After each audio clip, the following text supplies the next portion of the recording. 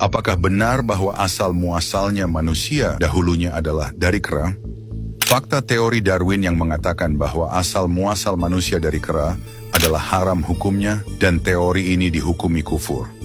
Maksudnya bahwa teori Darwin ini dihukumi kufur dan haram, serta haram untuk diajarkan kepada anak-anak muslimin. Teori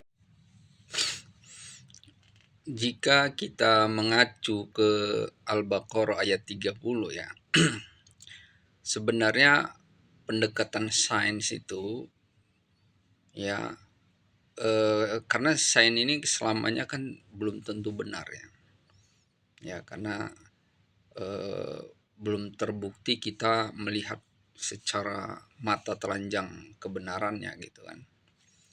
Tapi makanya kalau ada yang mengatakan bahwa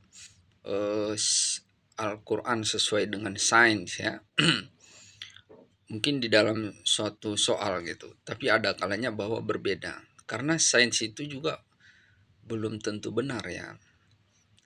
Walaupun kadang-kadang ada suatu perkara ya sesuai gitu ya. Jadi kalau tentang hal ini ya, kalau kita mengacu Al-Baqarah ayat 30 ya, Al-Baqarah 30. Kita lihat ya, seperti ini saya tunjukkan di atas. Wa idz qala rabbuka lil malaikati inni ja'ilun fil ardi khalifah. Ya. Dan tatkala Allah berkata ya, lil malaika kepada para malaikat, inni ja'ilun fil ardi khalifah. Sesungguhnya aku akan menjadikannya di bumi itu pemimpin ya. Jadi Allah mau menjadikan di bumi itu ada seorang pemimpin ya.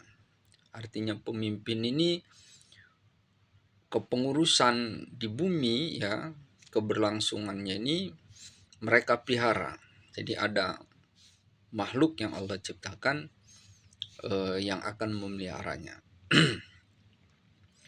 Maka tanggapan para malaikat, qalu mereka ini malaikat berkata, ataj'alu fiha ya may yufsidu fiha, apakah engkau akan menjadikan orang-orang yang akan melakukan kerusakan fiha, hanya ini dhamira kembali kepada bumi ya, melakukan kerusakan di muka bumi ya, wa yasfikud dima ya, dan yang menumpahkan darah ya, wa nahnu nusabbihu bihamdika wa nuqaddis lak, sementara kami ya, sedang kami ini selalu bertasbih memujimu, wa nuqaddis lak, dan mensucikan kamu.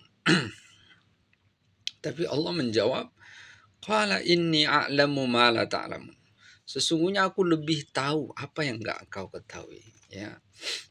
Nah, kemudian ayat berikutnya di situ terbukti ya, di mana wa 'allama Adam hingga seterusnya, di situ tiba-tiba terbukti bagaimana Adam itu mengajari para malaikat ini akan nama-nama semua ya, jadi mengajarinya. Tapi yang ingin saya bahas di sini ya, kenapa malaikat itu dia seolah mengatakan sesuatu yang pernah terjadi di bumi ya.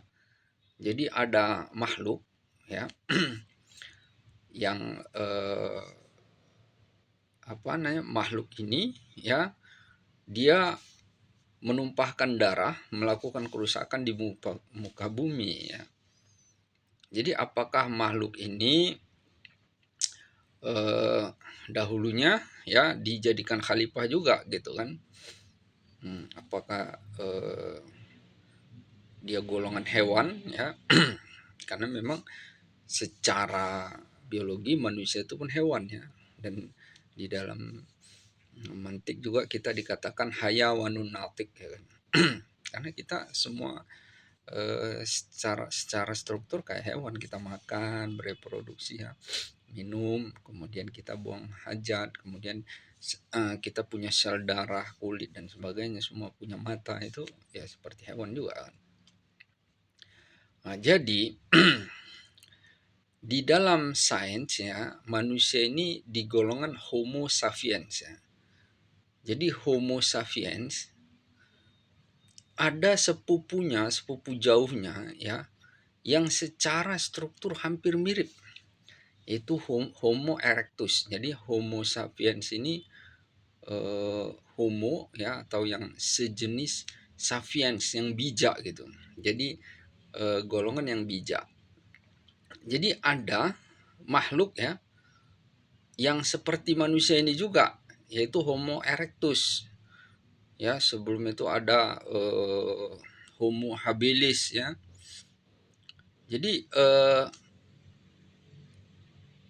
Homo erectus ini ya, dia secara struktur tubuh itu sama kayak manusia ya. Dan dia mempunyai otak, tetapi dia tidak sesempurna otak manusia gitu. Ya.